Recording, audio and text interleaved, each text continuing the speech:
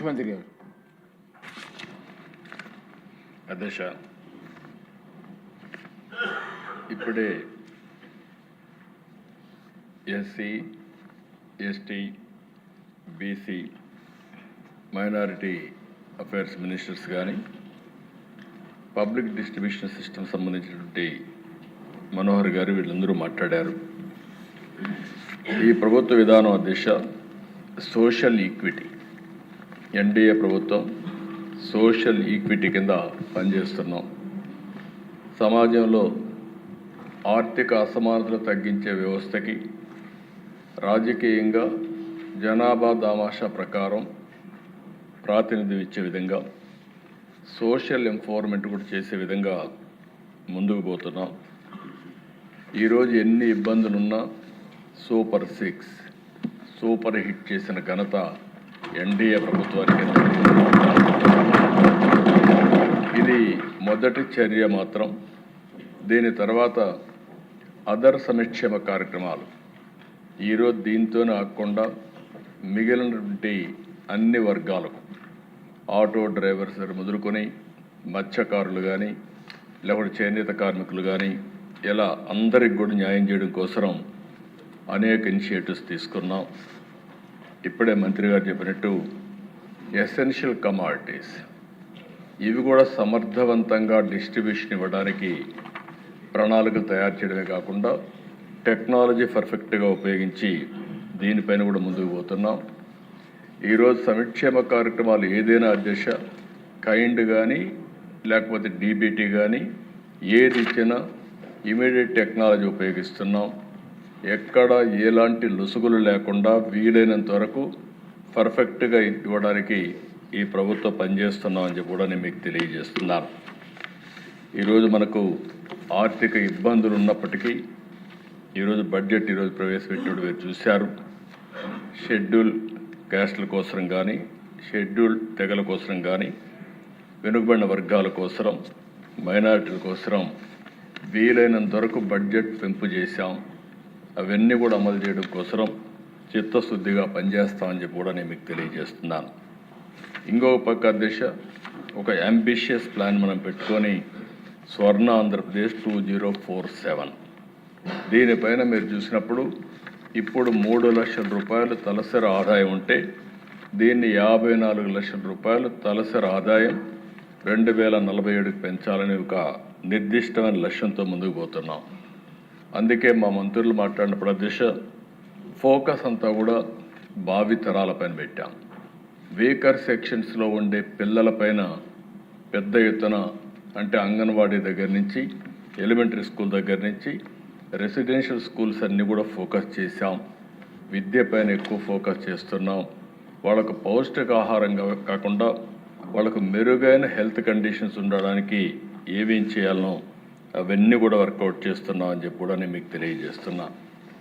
ఇదే కాకుండా అధ్యక్ష ఒక పక్క సంక్షేమ కార్యక్రమాలు పెట్టడం, ఇంకొక పక్క ఎక్కడికక్కడ ప్రతి ఒక్క వర్గానికి కూడా బడ్జెట్ ఇచ్చాం.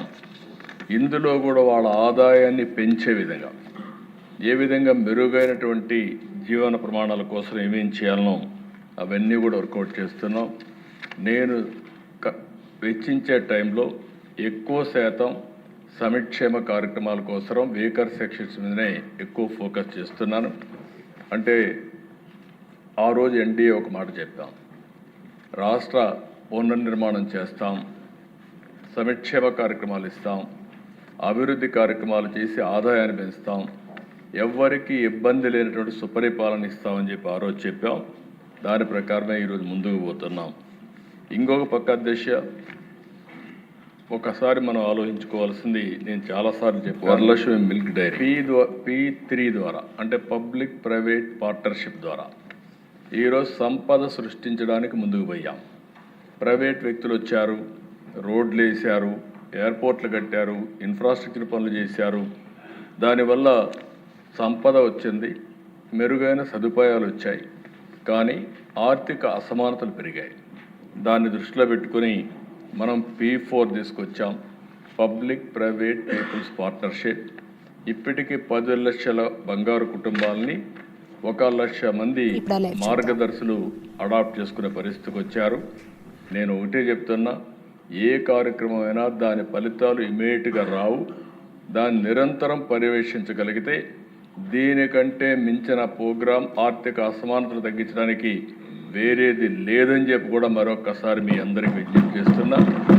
ఏ వీకర్ సెక్షన్స్ అయితే ఉన్నారో లాస్ట్ మైల్లో ఉండే వాళ్ళని ఆదుకోవాలంటే వాళ్ళకు తాత్కాలికంగా సంక్షేమ కార్యక్రమాలు ఇవ్వడమే కాకుండా వారి యొక్క జీవితాల్లో మార్పు రావాలంటే పిల్లల దగ్గర నుంచి వాళ్ళకు ఉండే ఆస్తులు కానీ, లేకుంటే ఇప్పుడు మనం అందరం మాట్లాడుకుంటున్నాం, ఇక్కడ మాట్లాడుకునే వీకర్ సెక్షన్స్ అందరిలో కూడా భూములు ఉండవు.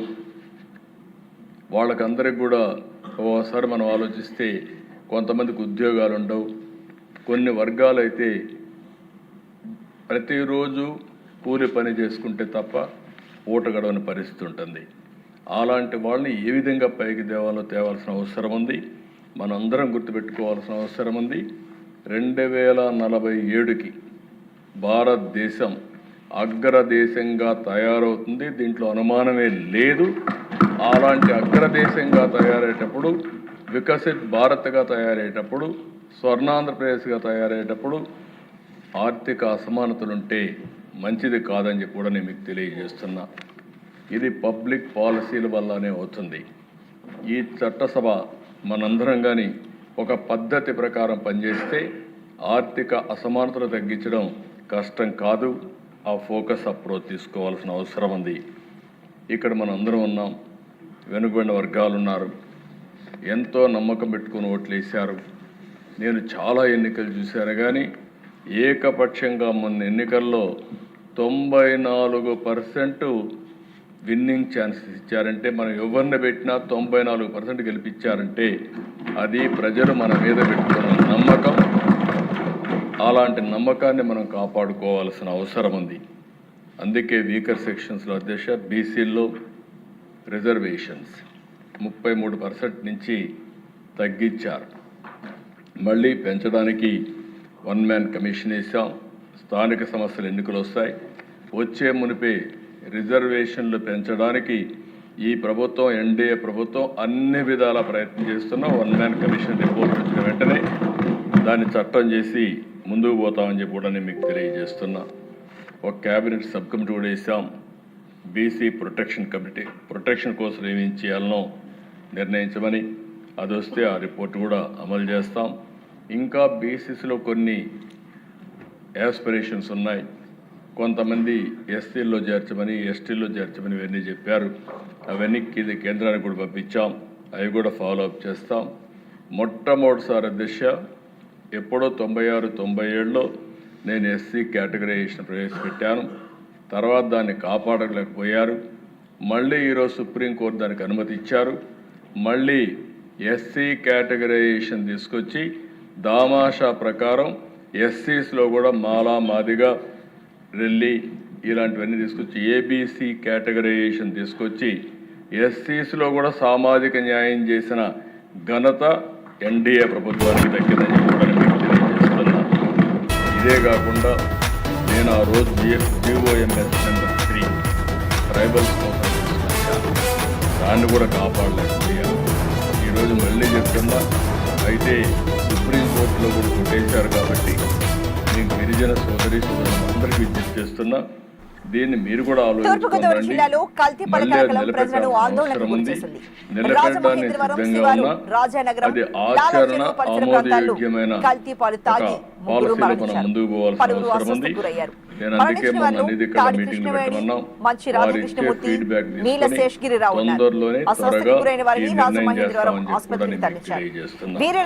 ఇది కాకుండా దేశ మైనారిటీ సోదరులకైతే ఈ ప్రభుత్వం రక్షణ ఉండటమే కాకుండా అన్ని విధాలు మొట్టమొదటిసారిగా మీరు చూస్తే అనేక సంస్కరణలు తీసుకొచ్చాం.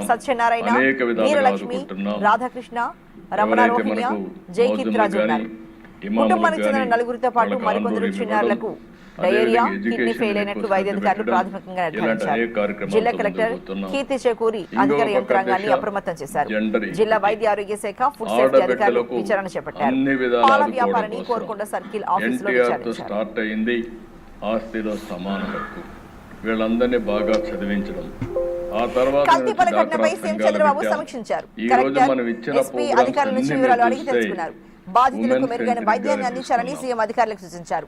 పాల నమూనాల ఫలితాల అనంతరం విక్రయదారులపై చర్యలు తీసుకోవాలని ఆదేశించారు. సమాజం మొత్తం ఎంపవర్ అవుతున్న ఉద్దేశంతో కల్తీపల్లి ఘటనకు సంబంధించి మా ఏపీ బ్యూరో చీఫ్ హరికిషన్ మరింత సమాచారాన్ని అందిస్తారు. హరికిషన్, చాలా దిగ్భ్రాంతిని కలిగించే అంశం. ఇలా కల్తీ పాలు తాగి ఏకంగా వెంటిలేటర్ పై ఉన్న ఘటనలు చాలా అరుదుగా కనిపిస్తున్నాయి.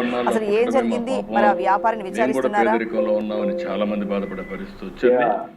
వాళ్ళకు కూడా హామీ ఇస్తున్నా, ఈ ప్రభుత్వం పేదవాళ్ళు ఎక్కడుంటే వారికి అండగా ఉంటాం, అన్ని విధాలా ఆదుకుంటామని ఆర్థికంగా వెనుకబడిన వర్గాలందరికీ హామీ ఇస్తున్నాం. అందుకే తొందరలోనే ఒక ఫ్యామిలీ కార్డు తీసుకొస్తాం. ఆ ఫ్యామిలీ కార్డులో అన్ని కూడా ఇంక్లూడ్ చేస్తాం. ఒక కార్డు, వ్యక్తిగత స్వేచ్ఛ, అందరికి కూడా ఒక నమ్మకం, ఒక భరోసా, అదే సమయంలో ఫ్యామిలీని కూడా ఇన్ఫార్మ్ చేయడం. ఈ రెండు పెడుతున్నాం. అంటే ఒక వ్యక్తికి సెక్యూరిటీ ఉండాలి, ఎలాంటి ఇబ్బంది లేకుండా కనీసం ప్రభుత్వం ఇచ్చే కార్యక్రమాలతో ఆ కుటుంబంలో కానీ సమాజంలో కానీ గౌరవంగా బ్రతికే పరిస్థితి రావాలి. అదే మరియు ఫ్యామిలీ అది యూనిట్ తీసుకొని ఎంపవర్ చేసే కార్యక్రమాలు కూడా శ్రీకారం చుడుతున్నాం. ఒక వ్యవస్థని ఇంత మునుపంతా కూడా మీరు చూసి తొందరలోనే ఈరోజు సంజీవని ప్రాజెక్ట్ తీసుకొస్తున్నాం. సంజీవని ద్వారా ఆర్థిక వెసులుబాటు కలిగే పరిస్థితి వస్తుంది, ఇబ్బందులు తగ్గే పరిస్థితి వస్తుంది. ఇలాంటి అనేకమైన వినూత్నమైన కార్యక్రమాలతో టెక్నాలజీ జోడిస్తున్నాం.